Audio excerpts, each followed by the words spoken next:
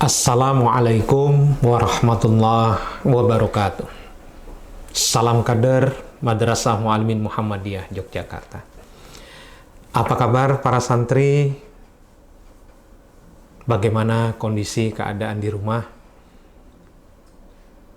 Semoga selalu sehat, walaupun kita jauh di hati, semoga tetap jauh di mata, semoga dekat di hati, dan para santri tetap menjaga apa yang telah diajarkan di kelas 1 dulu, bagaimana tentang sholat, baca Quran, berbuat baik, membantu orang tua, dan sebagainya. Alhamdulillah, perkenalkan saya Ustadz Purwanto, mengajar pelajaran kemuhammadiyaan kelas 2. Pada pertemuan kedua ini, kita belajar yaitu bab 2 tentang 3 tokoh. Sebagaimana pada pertemuan pertama sudah pernah Ustadz singgung. Adapun pada bab 2 ini 3 tokoh tersebut adalah yang pertama Ki Bagus Hadikusumo, yang kedua A.R. Sultan Mansur, dan yang ketiga Kiai Haji Yunus Anis. Pada 3 tokoh ini kita akan mempelajari yaitu meliputi 4 hal. Yang pertama adalah bagaimana tentang riwayat hidup para tokoh ini. Yang kedua adalah tentang peran para tokoh ini dalam mengembangkan organisasi Muhammadiyah. Yang ketiga adalah prestasi yang dimiliki dan bisa kita ambil dari para tokoh ini. Dan yang keempat adalah hikmah atau pelajaran apa, bagaimana perjuangan para tokoh ini dalam membesarkan organisasi Muhammadiyah ini. Baik, mari kita pelajari satu persatu dari 3 tokoh yang kita pelajari, kita bahas pada bab 2 ini. Yang pertama yaitu Ki Bagus Hadikusumo. Beliau lahir di Yogyakarta pada tanggal 24 November 1890 dan meninggal atau tutup usia yaitu pada usia 68 tahun. Beliau memiliki seorang ayah yang bernama Raden Haji Lurah Hashim, seorang abdi dalam putihan agama Islam, yaitu di Keraton Nganjuk Jakarta. Beliau adalah seorang tokoh, memiliki pribadi yang luar biasa, dan Ki Bagus ini juga melangsungkan pendidikannya, yaitu bagaimana setelah tamat dari sekolah Ongkoloro, ini bahasa Jawa, 3 tahun kemudian sekolah dasar, Ki Bagus melanjutkan pesantren yaitu di Wonokromo, Yogyakarta. Beliau ternyata dalam masa pendidikan banyak mempelajari kitab-kitab fikih dan tasawuf, dan beliau ternyata adalah sosok tokoh yang mahir dalam sastra Jawa, Melayu, dan Belanda. Beliau pun belajar bahasa Inggris. Luar biasa, sosok dari perjalanan tokoh kita yang satu ini. Bagaimana peran Ki Bagus Hadikusumo dalam mengembangkan organisasi Muhammadiyah? Yang pertama, beliau menjadi ketua Majelis Tablik yaitu tahun 1922. Yang kedua, menjadi ketua Majelis Tarjih tahun 1926. Ketiga, menjadi anggota Komisi PMP yaitu pada tahun 1926, dan beliau juga menjadi ketua PP Muhammadiyah pada tahun 1942 sampai 1953. Prestasi yang beliau miliki memperkokoh eksistensi hukum Islam, Masya Allah.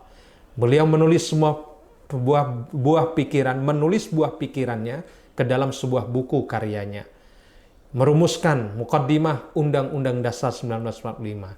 Nah, ini kita harus ingat jasa beliau terhadap bangsa ini juga. Jadi kaitan dengan Undang-Undang Dasar 1945. Beliau mendirikan HW, beliau menjadi anggota BPUPKI dan membubarkan PKI. Hikmah yang bisa kita ambil beliau ternyata pendidikan itu sangat penting. Itulah yang ditanamkan oleh orang tuanya. Bagaimana beliau pun belajar ya berbahasa karena beliau mengenal banyak bahasa, dan ini kader harus tahu ini ya, dan ikhlas beliau melakukan itu semua, amar ma'ruf dan tekun belajar. Inilah sosok Ki Bagus Hadikusumo ya, yang tokoh pertama yang kita pelajari. Sekarang tokoh yang kedua yaitu A.R. Sultan Mansur. Beliau ternyata adalah kelahiran Ranah Minang ya, seorang tokoh besar Muhammadiyah, yaitu dari ayah Ahmad Rashid Sultan Mansur. Beliau dilahirkan di Maninjau, Sumatera Barat pada Ahad malam Senin 26 Jumadil Akhir 1313 atau dikenal dengan 15 Desember 1895 Masehi. Dalam belajar pendidikan, beliau pun sangat semangat. Beliau belajar tentang bagaimana berhitung, geografi, ilmu ukur, karena beliau tidak mau ketinggalan walaupun berasal dari desa. Beliau pendidikannya terus menekuni pendidikan dengan baik, dan beliau ingin betul-betul bagaimana menjadi ya anak yang pintar, pandai, dan pastinya soleh. Sikap anti penjajah telah beliau miliki semenjak masih belia. Karena beliau melihat kondisi bangsa ini, makanya beliau ingin bertekad ilmu, iman, dan amal itu menjadi bekalnya. Bagaimana peran yang beliau miliki? Karena nanti lebih lengkap untuk riwayat hidup bisa dilihat di portal.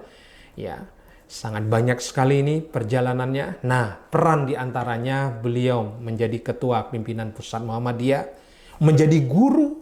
Ya, beliau menjadi penasehat juga, dan ternyata A.R. Sultan Mansur ini adalah dulu menjadi penasehat presiden kita yang pertama, yaitu Bung Karno.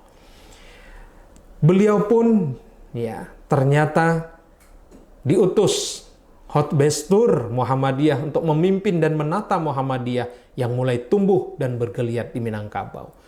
Ya. Nah, prestasi yang beliau miliki, mendirikan perkumpulan Nurul Islam, mendirikan Muhammadiyah di Kota Raja, Sigli, dan Lok Sumawe, mendirikan cabang-cabang Muhammadiyah Banjarmasin, Kuala Kapuas, Kalimantan ya. Dan beliau pun terpilih menjadi anggota Komite Nasional Indonesia KNIP. Beliau yang selalu ingin menjaga bagaimana nama Muhammadiyah tetap berkembang. Dan yang keempat, hikmah yang bisa kita ambil dari perjalanan A.R. Sultan Mansur ini. Gigih beliau dalam berjuang. Bagaimana beliau ingin mengedepankan Islam itu rahmatan lil alamin.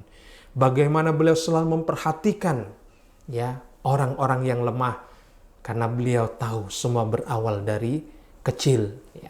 Beliau mempunyai pemikiran yang cemerlang, tidak mudah terprovokasi, dan memiliki semangat yang tinggi dalam organisasi. Inilah tokoh kita yang kedua.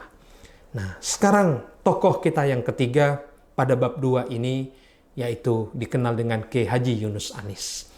Muhammad Yunus Anis dilahirkan di Kampung Kauman, lagi-lagi ini ya dari Yogyakarta pada tanggal 3 Mei 1903. Ayahnya Haji Muhammad Anis adalah seorang abdi dalam keraton. Ya, ternyata sama seperti Ki Bagus Hadikusumo. Beliau sejak kecil sudah ya mempelajari ilmu-ilmu agama. Beliau tekun dan beliau sangat patuh kepada orang tuanya. Bagaimana Al-Quran itu menjadi makanannya sehari-hari. Bagaimana dia betul-betul memiliki akhlakul karimah. Setelah perjalanan dalam pendidikan, dan beliau pun akhirnya diterima ya sebagai pemimpin Islam di Indonesia yang tangguh. Ya, Yunus Anis ini luar biasa. Dengan tubuhnya yang kekar, ya, parasnya yang tampan, dia betul-betul ingin mengedepankan ya bagaimana sopan santun atau unggah-ungguh dalam bahasa Jawa itu yang diajarkan oleh orang tuanya bisa diterapkan dalam kehidupan. perjalanan beliau, ya, setelah mengembangkan Muhammadiyah begitu banyak prestasinya, ya, di antaranya adalah mengembangkan misi dakwah. Peran beliau sebelum kita mempelajari prestasi, peran beliau dalam Muhammadiyah adalah mengembangkan misi dakwah dalam Muhammadiyah, ya, bagaimana Muhammadiyah itu dari ranting, cabang, baru sampai pusat, yang itu beliau tekankan. Beliau menjalin silaturahmi dari rumah ke rumah dan beliau memperkenalkan ini loh Muhammadiyah, ya, sebagaimana yang telah diajarkan oleh Kiai Haji Ahmad Dahlan. Beliau menjabat sebagai pengurus, beliau sebagai sekretaris umum pimpinan pusat, menjadi anggota DPR GR, ya, dan beliau pun ternyata sebagai ketua pimpinan pusat Muhammadiyah sejak 1959 sampai 1962. Apa prestasi beliau? Beliau ternyata sebagai kader, ya, sosok Yunus Anis ini, ternyata beliau bisa mengembangkan cabang-cabang Muhammadiyah di seluruh Indonesia. Bagaimana beliau dengan kondisi waktu itu, tidak seperti saat ini, transportasi mudah, ya, kita kemana-mana tinggal berangkat. Dulu, bayangkan perjuangannya. Dan kita mengingat sosok Jenderal Sudirman juga, bagaimana beliau bergerilya. Dan ini yang dilakukan Yunus Anis dalam mengembangkan Muhammadiyah.